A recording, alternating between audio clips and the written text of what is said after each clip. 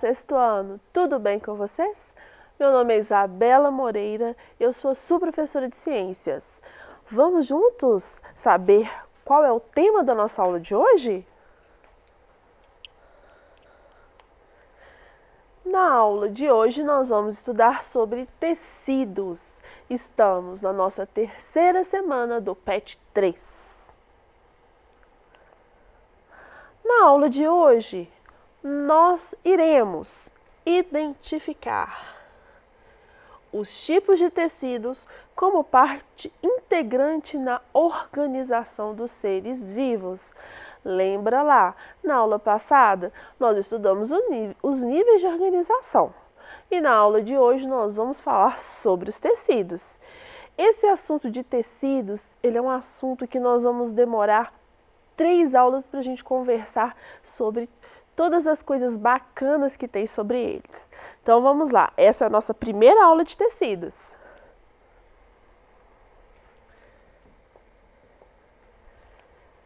Vamos relembrar? Os tecidos, a gente pode resumidamente entender que ele é formado por um conjunto de células. Células estas que vão ter a mesma função. Então, o corpo humano é formado por diversos tipos de tecidos que vão se desenvolvendo durante a formação do feto, conforme a sua localização e sua função no organismo. Então, dependendo da função que o tecido vai exercer no organismo, ele vai ter uma forma diferenciada de outros. Esse processo é chamado de diferenciação celular. Então, no corpo humano, existem muitos tipos de células com diferentes formas e funções. As células que vão originar, que podem, na realidade, originar todo tipo de tecido, são chamadas células-tronco.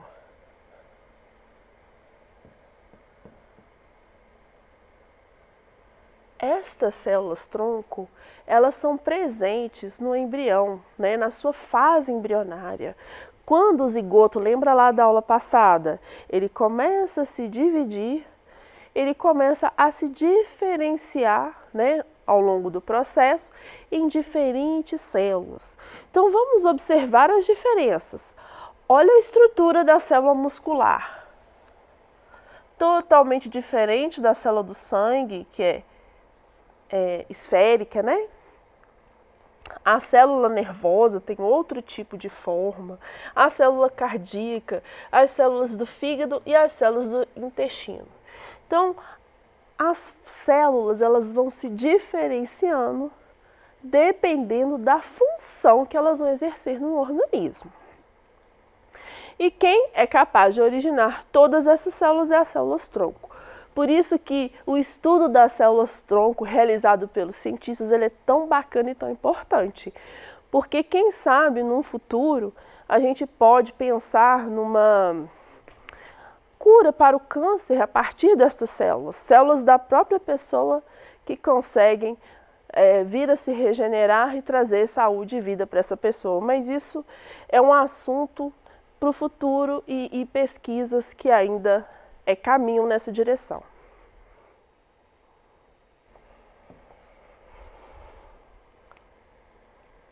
Tecidos. As células trabalham em grupo. Elas estão organizadas de maneira integrada e desempenham juntos uma determinada função. Esses grupos celulares vão formar os tecidos. Os tecidos, então, do corpo humano podem ser classificados em 4 tipos: tecido epitelial, tecido conjuntivo, muscular e nervoso. Na nossa aula de hoje, nós vamos focar o nosso estudo no tecido epitelial.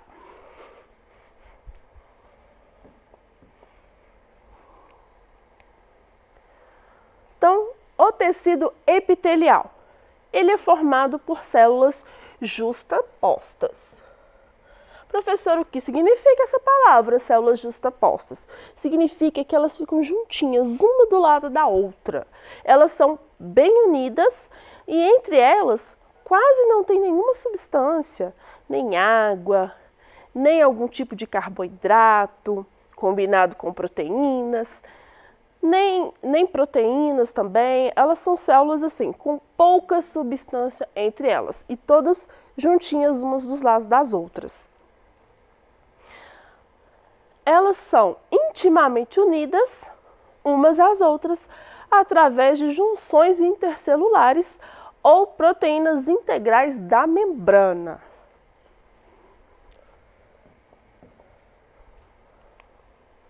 Tecido epitelial. O tecido epitelial, ele vai acontecer sobre uma estrutura que a gente chama de lâmina basal.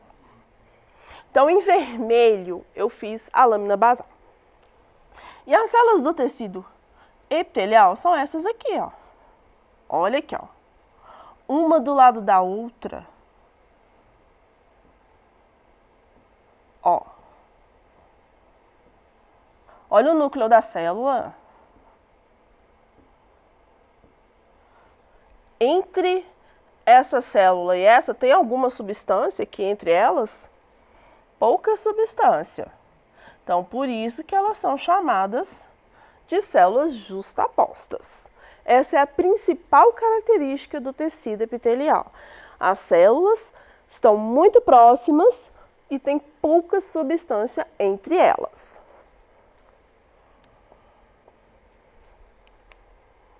Funções do tecido epitelial. Ele é um tecido de proteção e revestimento. Então, a camada superficial da pele, ela é revestida de tecido epitelial. Não somente a pele, mas internamente dos nossos órgãos também é revestido de tecido epitelial. Por exemplo, o intestino, os intestinos, né, eles são revestidos de tecido epitelial. O tecido epitelial também é importante porque ele vai produzir algumas secreções. Por quê? Esse tecido origina as glândulas. As glândulas são estruturas que produzem substâncias que vão atuar não dentro da glândula, mas vão atuar em outra região do organismo. Ou em outros tecidos, podemos entender assim também. E o fato de ser uma atuação em outro, a gente vai chamar de secreção. Então, as glândulas são capazes de produzir secreções. No intestino também vai ter secreção e absorção, impermeabilização.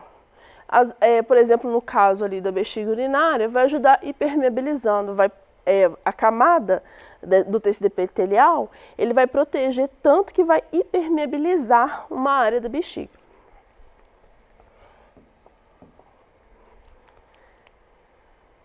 Características do tecido epitelial. Células são muito próximas, tem pouco material extracelular, ou seja, fora dessas células. As células são unidas de forma bem organizada. Elas têm terminações nervosas, você não vai ver um nervo no tecido epitelial, mas você vai ter a sensibilidade da pele, porque existem algumas terminações nervosas. Não possui vaso sanguíneo, então ele é avascular. O A significa não. Então ele é um tecido que não tem vascularização.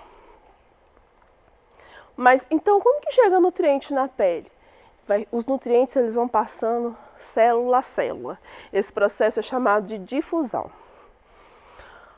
Alta capacidade de renovação e regeneração. Observa sua pele. Se você tem um arranhadinho ou um ralado, com poucos dias começa o processo de cicatrização e também renovação da sua pele. Nutrição e oxigenação por difusão pela lâmina basal.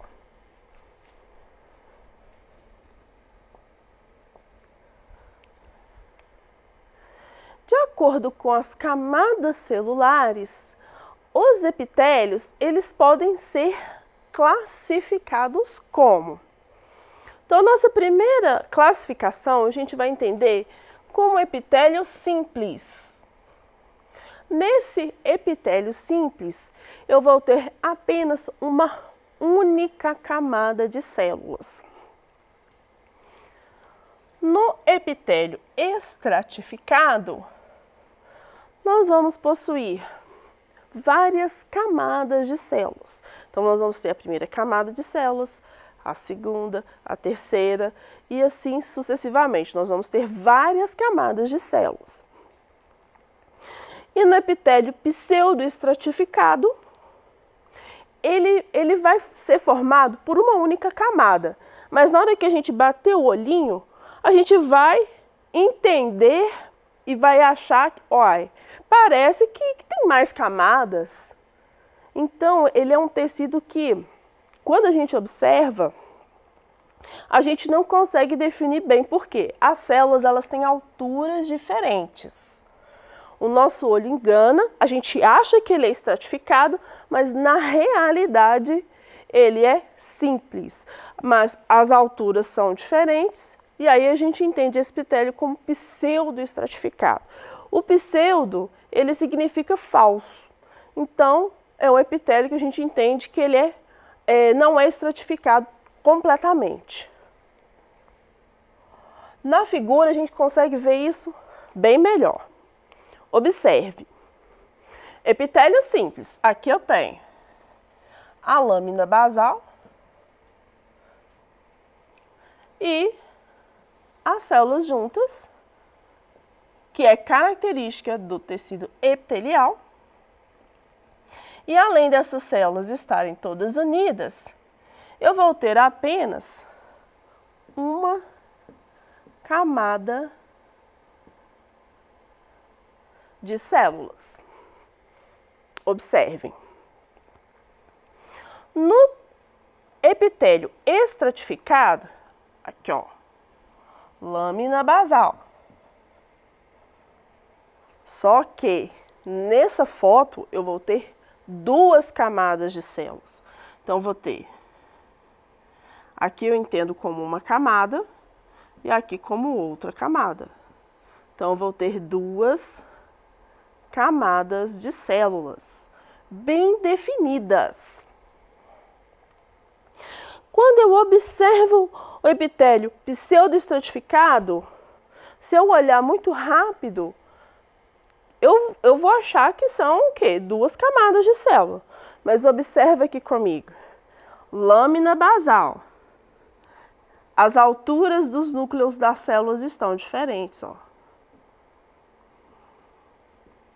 Então, às vezes eu observo esse núcleo aqui, ó, eu acho que aqui é uma camada, aqui embaixo é outra, mas não é. Por quê?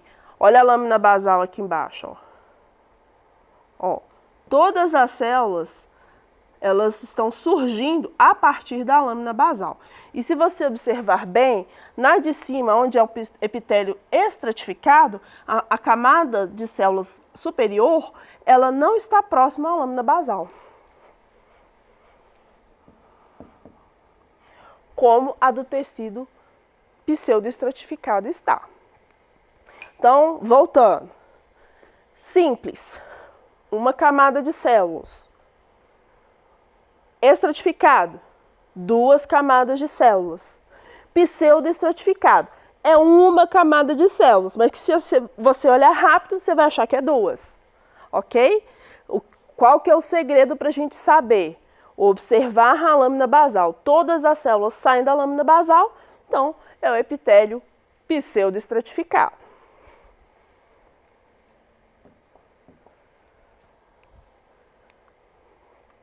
Tecido epitelial glandular.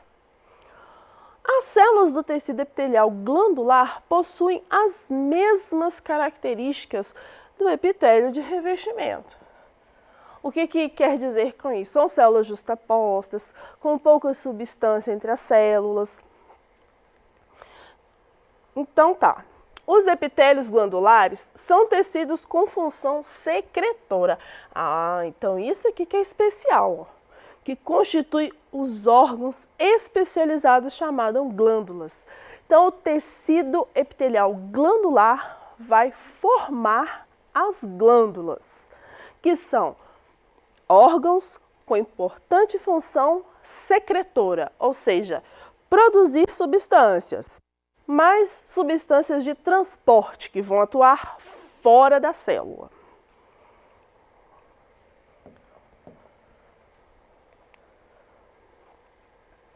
Então, dois tipos de glândulas. Primeiro, a glândula endócrina. A glândula endócrina, ela vai produzir uma secreção e essa secreção ela vai lançar no sangue.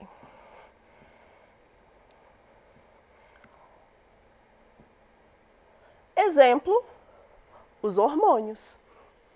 Então, os hormônios que o nosso organismo produz, ele é, na realidade, produzido por glândulas endócrinas que lançam essas substâncias no sangue.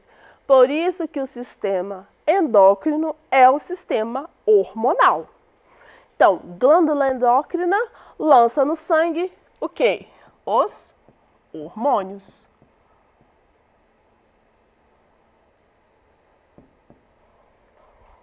Glândula exócrina vai produzir secreção.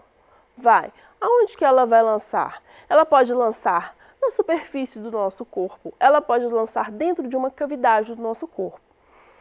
Exemplo, a nossa pele, ela tem a glândula sebácea, que vai produzir uma substância oleosa que vai lubrificar a nossa pele.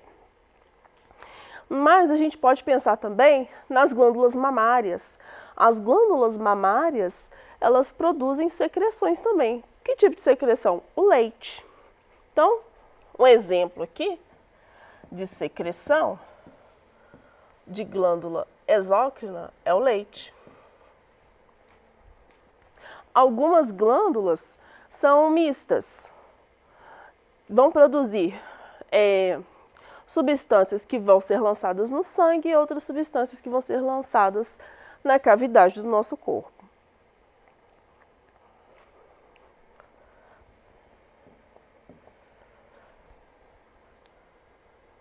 A pele. A pele, ela é o maior órgão do nosso corpo. Por que é importante pensar nisso? Porque tem estudante que confunde a pele com tecido. E, na realidade, a pele não é formada apenas de tecido epitelial.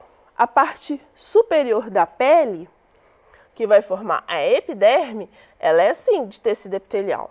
Mas a parte que fica abaixo da lâmina basal, a gente vai chamar de derme. E ela será formada por outros tipos de tecidos. Então, não confundam. A pele é um órgão e não é um órgão qualquer. Ele é o maior órgão do nosso corpo. Atividades do PET 3, semana 3. Número 2. Assinale a alternativa correta. Todas as células apresentam o mesmo formato? Não. Por isso que os tecidos são diferenciados lá na fase de embrião. Na fase de embrião começa o processo de diferenciação. Células só são encontradas em animais? Não. Bactérias possuem células, plantas possuem células. Todos os seres vivos possuem muitas células? Não. E os organismos que possuem apenas uma célula, que são os chamados unicelulares?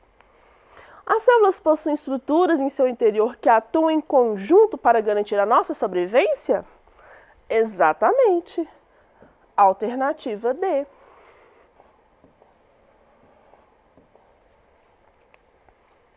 Na aula de hoje, nós aprendemos sobre tecidos, seus conceitos e focamos também no tecido epitelial, nas suas funções, características e exemplos. Essas foram as referências do nosso trabalho. Um abraço e até a nossa próxima aula. Dúvidas? Manda pra gente!